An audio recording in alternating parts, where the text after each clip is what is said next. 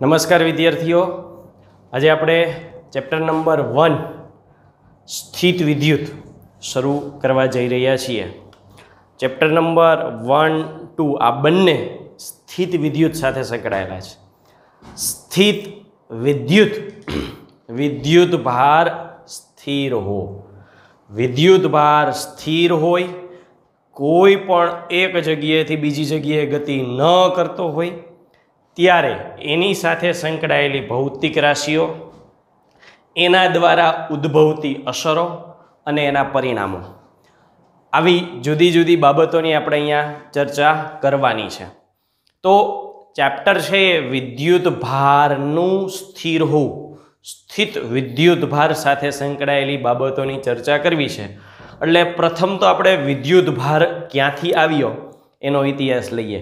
વિદ્યુત ભારની હિસ્ટ્રી શું છે, એનો ઇતિહાસ શું છે, વિદ્યુત ભાર કેવી કેવી રીતે વર્તે છે, ક્યાં ક્યાં જોવા મળે છે, એના પોતાના ગુણધર્મો શું છે, આ બાબતે આપણે ચર્ચા કરીએ. તો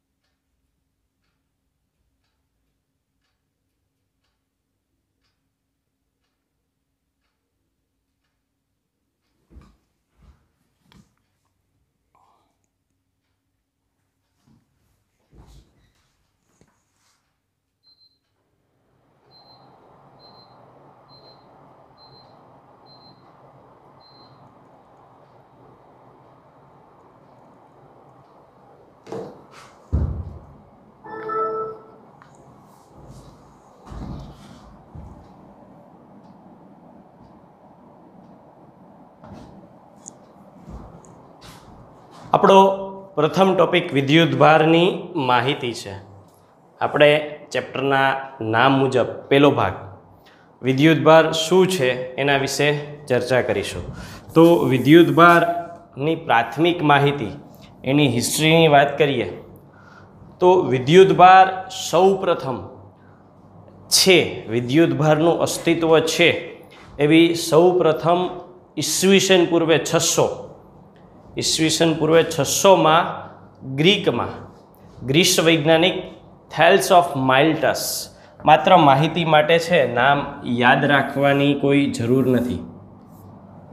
આણે એ વૈજ્ઞાનિકે કોઈ ઘટનાઓ દ્વારા એને જાણ થઈ કે કોઈ પણ પદાર્થ છે એ વિદ્યુત ભાર જેવું કંઈક ધરાવે છે, વિદ્યુત ભાર જેવો કંઈક ગુણધર્મ ધરાવે છે.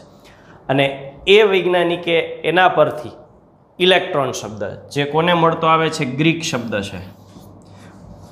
એટલે આ મોટા ભાગે કોઈ પણ વૈજ્ઞાનિક શબ્દો છે એની શરૂઆત ગ્રીક શબ્દોમાંથી, લેટિન ભાષામાંથી થયેલી જોવા મળે છે.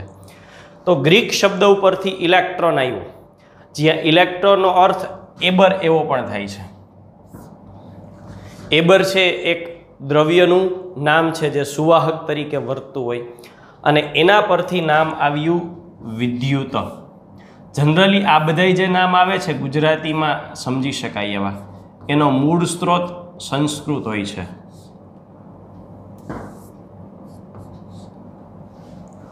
સંસ્કૃતમાં, કારણ કે જે તે સમયે ભાષાઓમાં સૌથી જૂનામાં જૂની ભાષા સંસ્કૃત હતી, એટલે આ રીતે એ આપણા માટે વિદ્યુત શબ્દ બન્યો. ઘરગથ્થુ પ્રયોગો દ્વારા આપણે વિદ્યુત ભાર એટલે કે વિદ્યુત છે એવું અનુભવી શકીએ. તમે બધા ઘરે છો ને તમે તમારી ઘરે પણ આ પ્રયોગ કરી શકો છો. એટલે આપણે ઘરે આ પ્રયોગ કરવો હોય તો શું કરવાનું? એક કાગળની લાંબી એક પટ્ટી લેવાની અને એને કાતરથી કાપી નાખવાની. કાતરથી કાપો ને એટલે કેવી થઈ જાય તો કે આ જે આખો કાગળ આવી રીતે હોય એને અહીંથી કાતરથી કાપી નાખો. કાતરથી કાપી નાખો એટલે આ સિંગલ પટ્ટી કેવી થઈ જશે તો કે આ સિંગલ પટ્ટી આવી થશે. આ કાગળની પટ્ટી છે. હવે કાગળનું શું કરવાનું છે તો કે આ કાગળની પટ્ટી છે એને ઇસ્ત્રી કરવાની છે. દરેકની ઘરે ઇસ્ત્રી પણ હોવાની. સરસ મજાની ઇસ્ત્રી એકદમ ગરમ કરી અને એ કાગળની પટ્ટી પર ફેરવી દેવાની. ત્યારબાદ કાગળ ઇસ્ત્રી કરશો એટલે ગરમ થઈ જશે.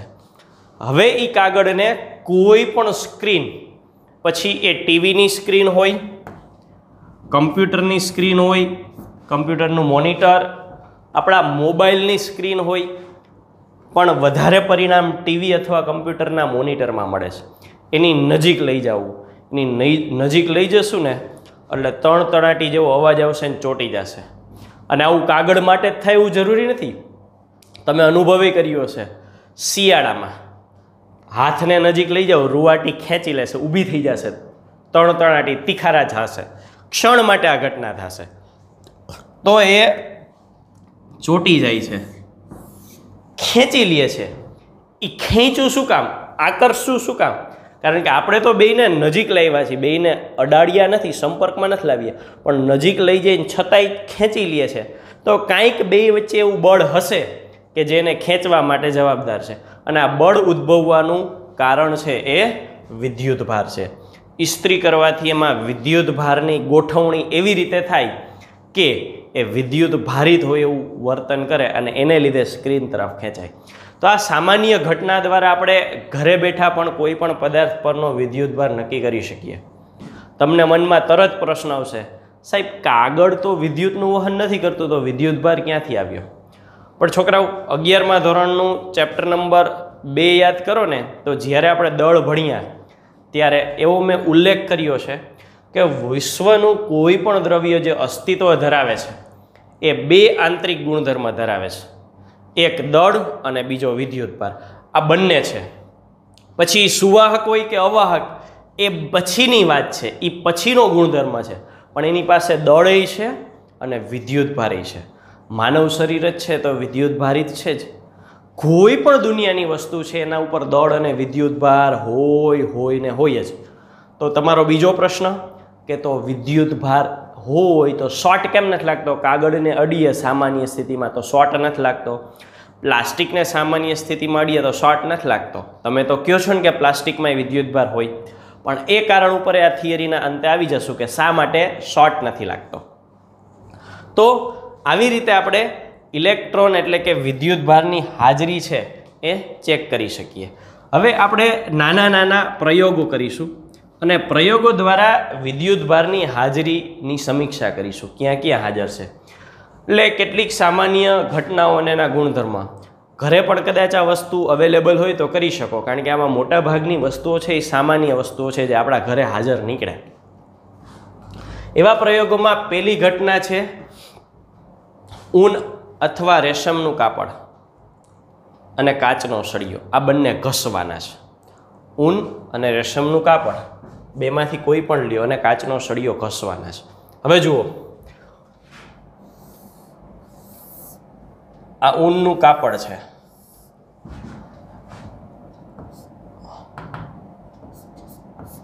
એની સાથે હું ઘસું છું કાચનો સળિયો. આ કાચ છે, આ ઊન છે.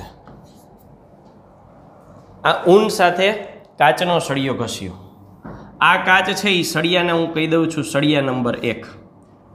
સેમ સ્થિતિમાં બીજો એક સળિયો લેવાનો, ઊન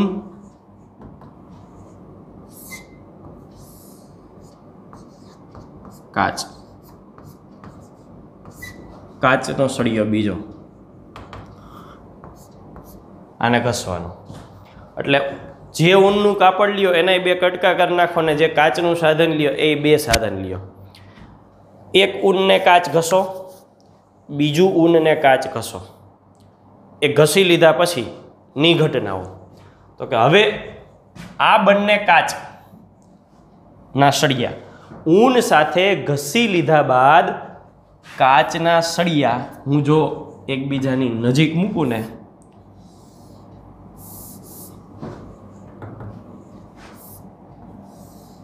આ સળિયા નંબર 1 અને સળિયા નંબર 2 એકબીજાની નજીક મૂકું ને તો એ દૂર ભાગી જશે, એકબીજાથી દૂર જશે. શું કામ નથી ખબર. કાચના સળિયાને ઊન સાથે ઘસો એ પહેલા તમે બાજુ મૂકો ને તો ન્યા જ પડ્યા રહે છે, પણ ઘસા બાદ બાજુમાં મૂકીએ ને તો દૂર ભાગી ગયા. અર્થાત અપાકર્ષણ થયું. શું કામ થયું એના ઉપર હવે આવીએ. આવી બીજી ઘટના તરીકે, બીજા પ્રયોગ તરીકે આપણને આપેલો છે ફર અને પ્લાસ્ટિકનો સળિયો. સેમ ઘટના, તો સેમ ઘટના માટે અહીંયા લઉં તો કે ફર અને પ્લાસ્ટિકનો સળિયો.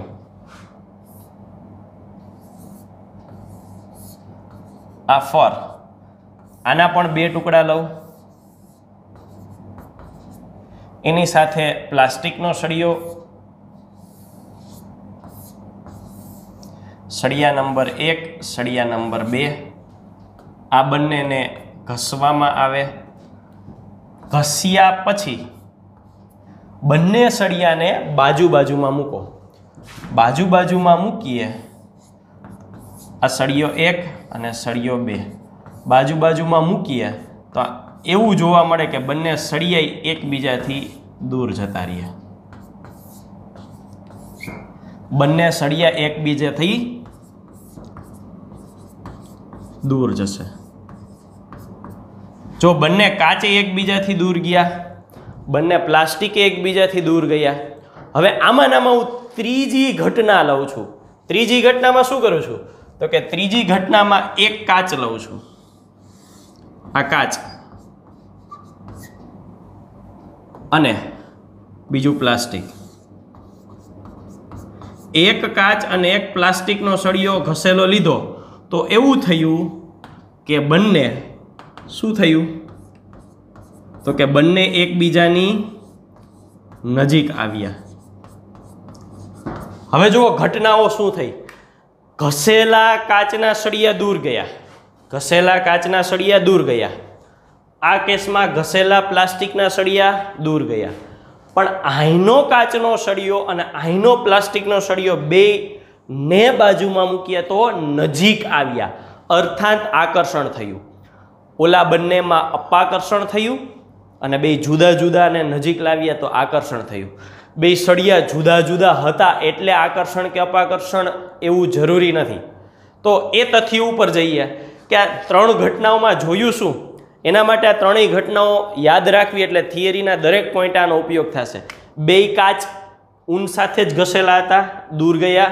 બંને પ્લાસ્ટિક ફર સાથે જ ઘસેલા હતા, દૂર ગયા. પણ એક કાચ અને એક પ્લાસ્ટિકનો સળિયો નજીક નજીક મૂક્યા ત્યારે એ હજુ વધારે એકબીજાની નજીક આવ્યા, એકબીજાને આકર્ષણ કર્યું. તો આ જે ઘટના છે એના ઉપરથી આપણે અમુક તારણો નક્કી કરી શકીએ.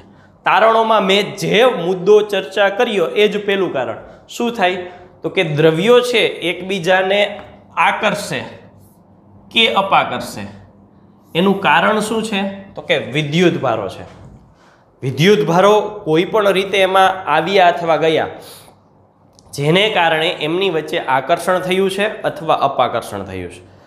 એ કેવા વિદ્યુત ભારો હોય ત્યારે આકર્ષણ અથવા અપાકર્ષણ થાય એ મુખ્ય મુદ્દો છે. પણ બે ઘટના થઈ, આકર્ષણ અને અપાકર્ષણ, એને કારણે એવી ધ્યાનમાં આવ્યું કે વિદ્યુત ભારોના પ્રકારો એ બે હોવા જોઈએ. કારણ કે બે ઘટનાઓ થાય છે તો વિદ્યુત ભારો પણ બે પ્રકારના હોવા જોઈએ. અને બે પ્રકારમાં અહીંયા જો ઘસવાની પ્રક્રિયા દરમિયાન ઊન, ફર, પ્લાસ્ટિક, કાચ, બરુની ગોળી પણ એક પ્રેક્ટિકલ કરવા માટે નાનું પોચું સ્થિતિસ્થાપક માધ્યમ જ છે, પદાર્થ જ છે. આ બધાએ વિદ્યુત ભારિત થયા છે. ક્યારે? ઘસ્યા બાદ, ઘસવાની પ્રક્રિયા દરમિયાન. એના પહેલાં તો એ આકર્ષણ નહોતા કરતા અને અપાકર્ષણ નહોતા કરતા. ઘસ્યું ત્યારબાદ જ આકર્ષણ અને અપાકર્ષણ કર્યું. એટલે આકર્ષણ અને અપાકર્ષણ થયું એના પરથી નિર્ણય એ આવ્યો કે વિદ્યુતભાર બે પ્રકારના હોવા જોઈએ. અને આ વિદ્યુતભાર આવ્યા ક્યાંથી? તો કે ઘસ્યા બાદ જ આકર્ષણ અને અપાકર્ષણ થયું. પહેલાં તો નહોતું થતું. એ પહેલાં નહોતું થતું, અર્થાત ઘસવાની પ્રક્રિયા થતી હતી ને ત્યારે જ આ વિદ્યુતભારો એમાં આવ્યા હોય, તો જ આ ઘટના ઘસવા પછી થાય. તો એને આધારે વિદ્યુતભારિત થવાની પ્રક્રિયાના પ્રકાર બે, એ પણ આકર્ષણ અને અપાકર્ષણ પરથી સમાન પ્રકારના વિદ્યુતભાર હોય, સજાતીય વિદ્યુતભાર હોય, તો એમની વચ્ચે અપાકર્ષણ થયું હોય અને વિજાતીય હોય તો આકર્ષણ થયું. આ કોના ઉપરથી કીધું ખબર છોકરા? ચાલો આપણે પ્રયોગમાં શું કર્યું તો કે કાચ પ્લસ કાચ કરતા હતા. કાચ અને કાચના સળિયા નજીક લઈ આવતા હતા એટલે બે સરખા સળિયા હતા. સરખા હતા એટલે સમાન સજાતીય. એમની વચ્ચે શું થયું હતું? બે કાચના સળિયા એકબીજાથી દૂર ગયા હતા. બંને પ્લાસ્ટિકના સળિયા એકબીજાથી દૂર ગયા હતા. એટલે સરખા સળિયા હતા ત્યારે અપાકર્ષણ થયું. એટલે એ નિર્ણય આવ્યો કે સજાતીય વિદ્યુતભાર, સરખા વિદ્યુતભારો હશે ત્યારે અપાકર્ષણ થશે. અને જ્યારે આપણે કાચ પ્લસ પ્લાસ્ટિક, એક કાચનો સળિયો અને એક પ્લાસ્ટિકનો સળિયો લીધો એટલે બંને જુદા જુદા કરી નાખ્યા, તો બે સળિયા જુદા હતો તો બે એકબીજાની નજીક આવ્યા, અર્થાત બે વચ્ચે આકર્ષણ થયું. તો પ્રયોગ પરથી મેળવેલો ચોથો નિષ્કર્ષ, ચોથું તારણ કે સમાન પ્રકારના વિદ્યુતભાર હોય તો બે એકબીજાને ધક્કો મારે છે, અપાકર્ષણ કરે છે. અલગ અલગ પ્રકારના વિદ્યુતભારો હોય, વિજાતીય વિદ્યુતભારો હોય તો એકબીજાને આકર્ષે છે, એકબીજાની નજીક આવે છે. તો આ જે વિદ્યુતભારોના પ્રકાર પાડે છે, બે પ્રકારોમાં સજાતીય અને વિજાતીયની વાત કરી, એ જે પ્રકાર છે ને આપણે કોઈ નામ આપવું પડે. તો એ નામ એનું આપવામાં આવ્યું ધ્રુવત્વ, પોલારિટી. વિદ્યુતભારનું ધ્રુવત્વ, પોલારિટી એ વિદ્યુતભારોનો ગુણધર્મ. એ ધ્રુવત્વને આપણે નામ આપીશું કે બે પ્રકાર છે તો એક પ્રકારનું ધ્રુવત્વ આવું અને એક પ્રકારનું ધ્રુવત્વ આવું. એ ઘસવાથી શું થયું એની વાત કરીએ તો કે ઘસવાથી પદાર્થો તેણે પ્રાપ્ત કરેલા વિદ્યુતભારો ગુમાવે છે. જો છોકરાઓ આ પોઈન્ટ છે એ ખૂબ અગત્યનો છે. આ છઠ્ઠો મુદ્દો જો ડિટેલમાં હું થોડું લઉં. ચાલો, આ ઊન છે, એની સાથે કાચ ઘસું છું. ઊન છે એની સાથે કાચ ઘસું છું. જ્યારે ઊન અને કાચ મેં ઘસ્યું ત્યારે ઊન છે એ વિદ્યુતભાર વિહીન હતું અને કાચ પણ વિદ્યુતભાર વિહીન થયા. ઘસ્યા બાદ એટલે અહીંયા હું બીજી પરિસ્થિતિ લખું.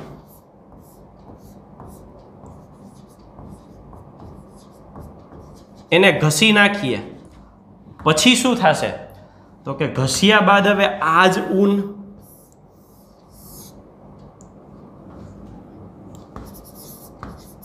અને આ જ કાચનો સળિયો છે એને તમે જોશો એટલે ઊન છે અને કાચ છે એ બંને વિદ્યુત ભારિત થશે. કાચ છે એ વિદ્યુત ભારિત થયું અને ઊન છે એ પણ વિદ્યુત ભારિત થયું.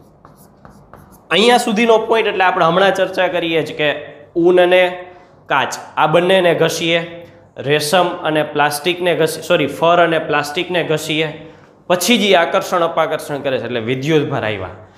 ઘસવાથી બેયમાં વિદ્યુત ભાર આવ્યા. હવે હું ફરી પાછું આ બંનેને એકબીજાથી ઘસું છું, બીજી વખત ઘસતા, બીજી વખત પાછું આને આ ઘસું તો શું થાય તો કે બીજી વખત ઘસ્યા બાદ જો હું હવે એને ચેક કરું,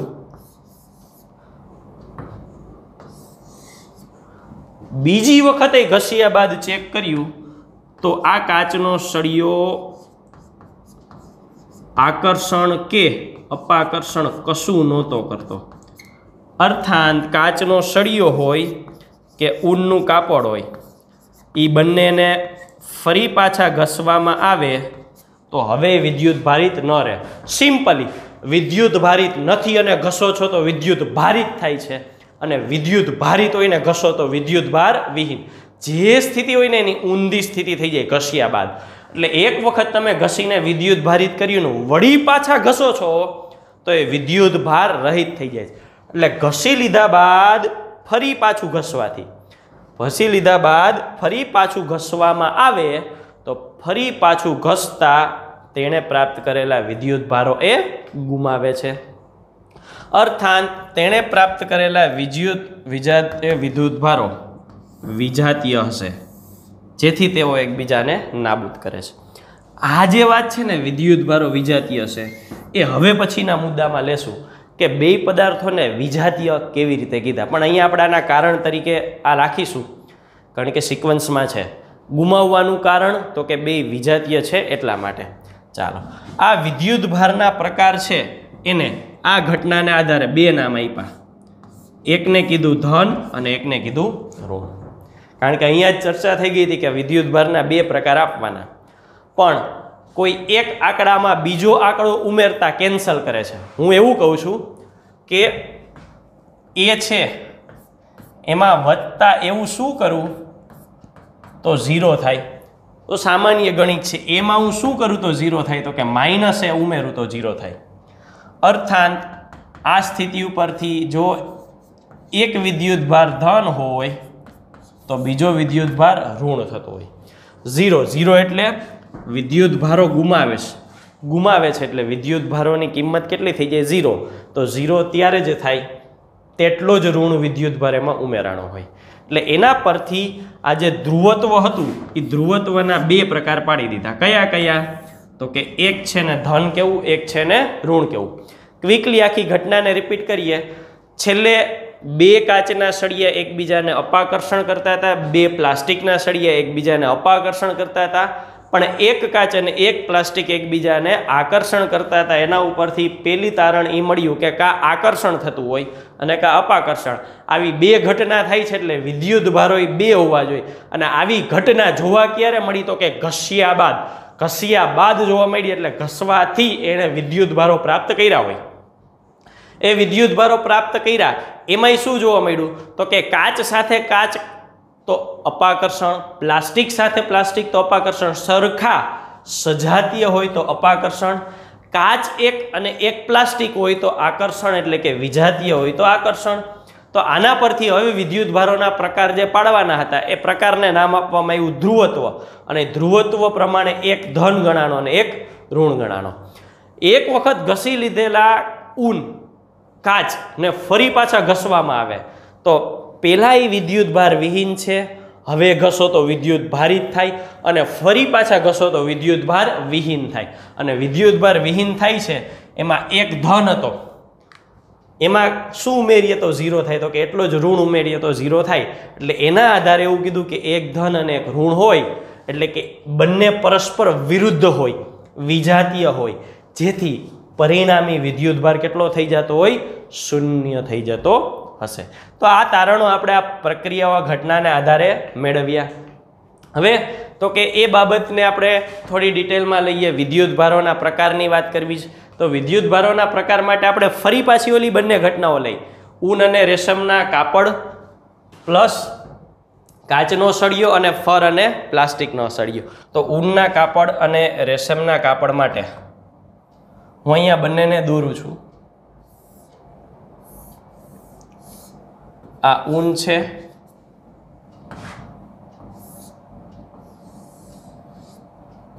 આ કાચ છે. બંનેને એકબીજા સાથે ઘસવાના છે. હવે ઘસ્યા પહેલાની સ્થિતિની વાત કરીએ તો અહીંયા 3 વિદ્યુત ભારો ધન છે અને ઋણ વિદ્યુત ભારો 3 છે.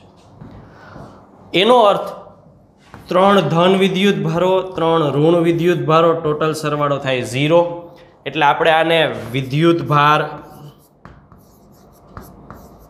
રહિત બોલીએ છીએ, અને વિદ્યુત ભાર રહિત જેવો બીજો શબ્દ વિદ્યુત ભારની દ્રષ્ટિએ તટસ્થ છે. છોકરાઓ દુનિયાની કોઈ પણ વસ્તુ લઈ લ્યો, એ લાકડું હોય, લોખંડ હોય કે સિરામિક હોય કે એલ્યુમિનિયમ હોય, સામાન્ય સ્થિતિમાં દરેકમાં જેટલા ધન વિદ્યુતભાર છે એટલા જ ઋણ વિદ્યુતભાર હોય. એનો કુલ વિદ્યુતભાર 0 થતો હોવાથી એ વિદ્યુતભાર રહિત અથવા તટસ્થ દેખાય છે. અર્થાંત આપણે હાથમાં રાખીએ ને તો શોર્ટ નથી લાગતો. સામાન્ય લોખંડનો સળિયો છૂટો પડ્યો હોય ને હાથમાં લ્યો શોર્ટ નહીં લાગે, લોખંડનો કટકો હાથમાં લ્યો શોર્ટ નહીં લાગે. એટલા માટે કે જેટલા ધન વિદ્યુતભારો છે એટલા જ ઋણ છે, એટલા માટે એ શોર્ટ નથી લાગતો. તો વિદ્યુતભાર રહિત છે. જ્યારે હું કાચના સળિયાની વાત કરું તો કાચના સળિયામાં ધારો કે 4 ધન વિદ્યુતભારો છે અને 4 ઋણ વિદ્યુતભારો છે. ટોટલ કેટલા થયા? 0. એટલે કાચનો સળિયો પણ કેવો થશે? તટસ્થ અથવા વિદ્યુતભાર રહિત. કાચના સળિયામાં 4 ધન વિદ્યુતભાર છે અને 4 ઋણ વિદ્યુતભાર છે. સામાન્ય સ્થિતિમાં કોઈ પણ દ્રવ્યમાં જેટલા ધન હશે એટલા જ ઋણ હશે.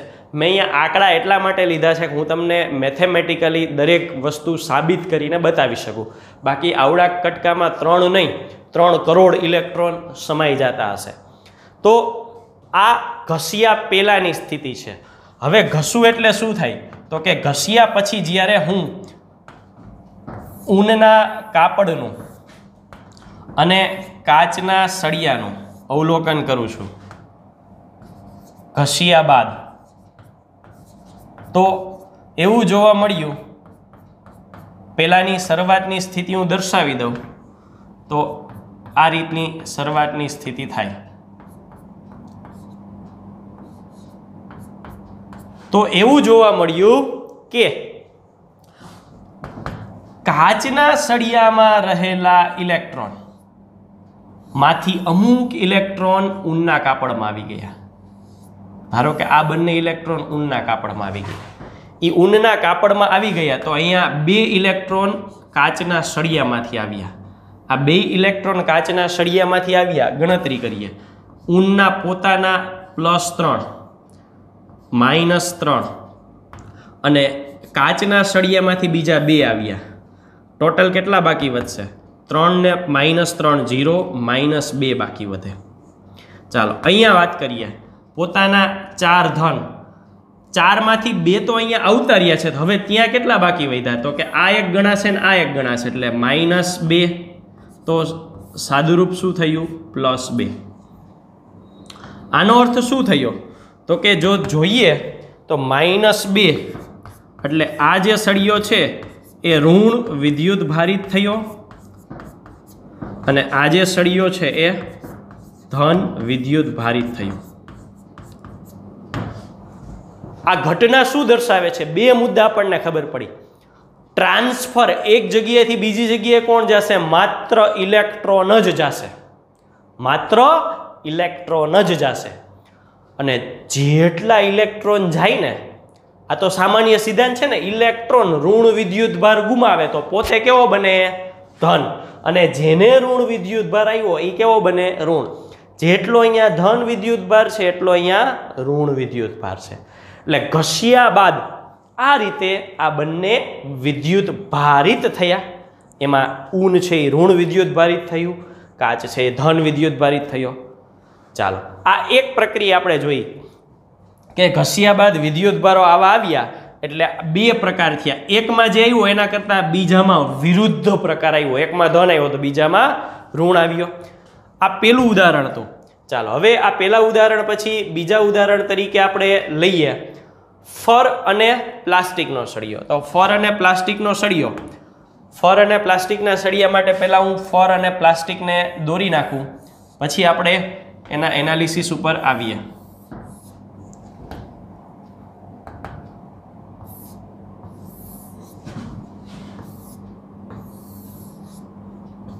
આ પ્લાસ્ટિક,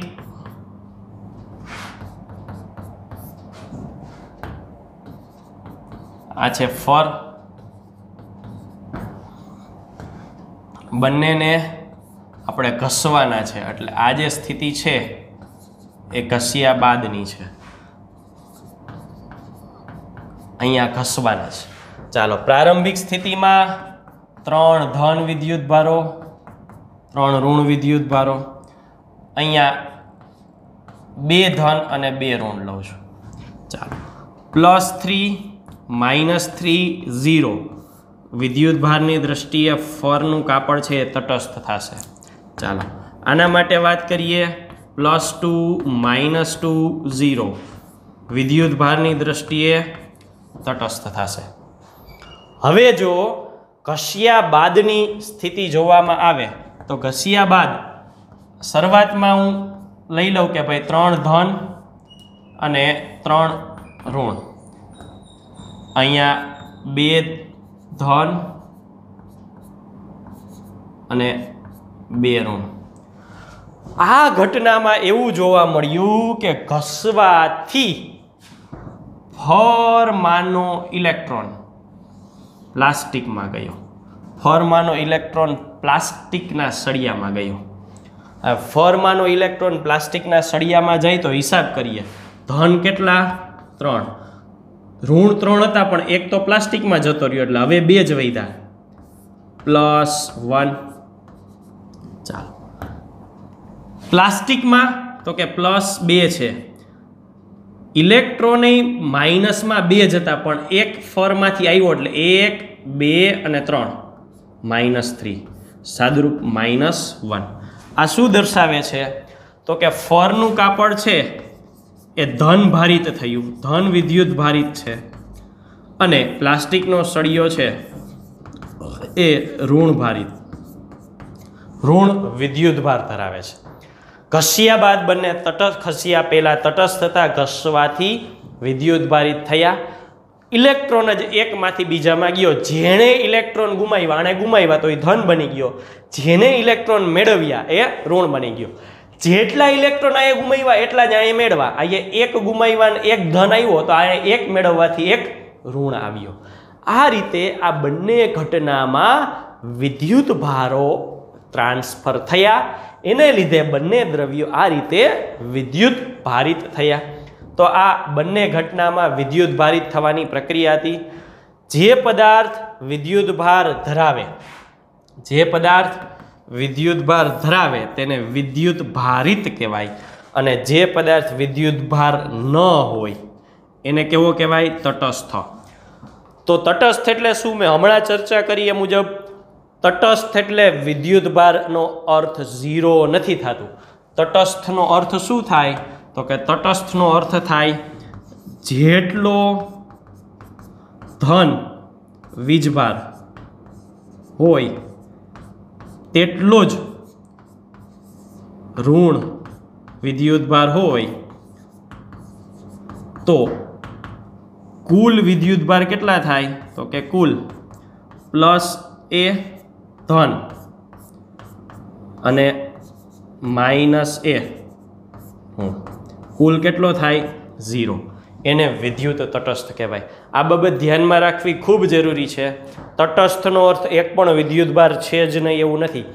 જેટલા ધન હોય એટલા જ ઋણ હોય એટલે કુલ વિદ્યુત ભાર 0 થાય એને વિદ્યુત તટસ્થ કહેવાય. બાકી એક પણ દ્રવ્ય એવું નથી કે જેમાં વિદ્યુત ભાર હોય જ નહીં. વિદ્યુત ભાર હોય અને હોય જ. એટલે આ ઘટના ઉપરથી મેળવેલા 2 તારણોની આપણે નોંધ કરી લઈએ. પહેલું અને બીજું, આ 2 ઘટનામાં આપણે શું કીધું તો કે કોણ ટ્રાન્સફર પામે છે? ગતિ કરતો વિદ્યુત ભાર. તો કે ગતિ કરતો વિદ્યુત ભાર કયો? તો કે ઋણ. માત્ર ઋણ વિદ્યુત ભાર ગતિ કરે છે, ધન ગતિ કરતો નથી. જે ઋણ વિદ્યુત ભાર મેળવે, જે ઋણ વિદ્યુત ભાર મેળવે છે તે દ્રવ્ય છે એ ઋણ વિદ્યુત ભારિત બને છે, અને જે વિદ્યુત ભાર ગુમાવે છે તે ધન વિદ્યુત ભારિત બને છે. તો આ વિદ્યુત ભારની સામાન્ય અથવા બેઝિક સમજૂતી થઈ. આ મુખ્ય મુદ્દામાં જોઈએ તો વિદ્યુત ભારના 2 પ્રકાર, ધન અને ઋણ. 2 ધન હોય એટલે કે સજાતીય હોય તો અપાકર્ષણ, 2 ઋણ હોય એટલે કે વિજાતીય હોય તો આકર્ષણ. હેરફેર ટ્રાન્સફર માત્ર ઋણ વિદ્યુત ભારોની જ થાય છે. જે ઋણ વિદ્યુતભાર ગુમાવે એ ધન બને છે, જે મેળવે એ ઋણ બને છે. તો આ થઈ વિદ્યુતભાર વિશેની પ્રાથમિક માહિતી. એકમની વાત કરીએ. વિદ્યુતભારનો સ્ટાન્ડર્ડ એકમ એસઆઈ એકમ છે એ સી એટલે કે કુલમ્બ લેવામાં આવે છે. કેપિટલ સી છે, ખાસ જોવું. અન્ય બે વિદ્યુતભારોમાં સ્ટેટ કુલમ્બ છે અને એબ્સોલ્યુટ કુલમ્બ છે. આને બોલાય છે સ્ટેટ કુલમ્બ, લખાય છે STATC. કેટલું થાય છે તો કે 1 coulomb is equal to 3 × 10⁹ state coulomb લેવામાં આવે છે. અને એબ્સોલ્યુટ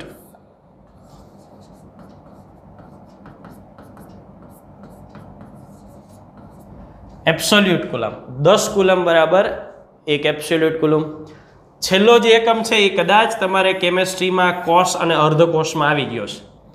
96,500 રાઉન્ડ ફિગર છે. પરફેક્ટ ફિગર 96,400 ને સમથિંગ આવે છે. 96,500 કુલમ્બ હોય તો એને કહેવામાં આવે છે એક ફેરડે.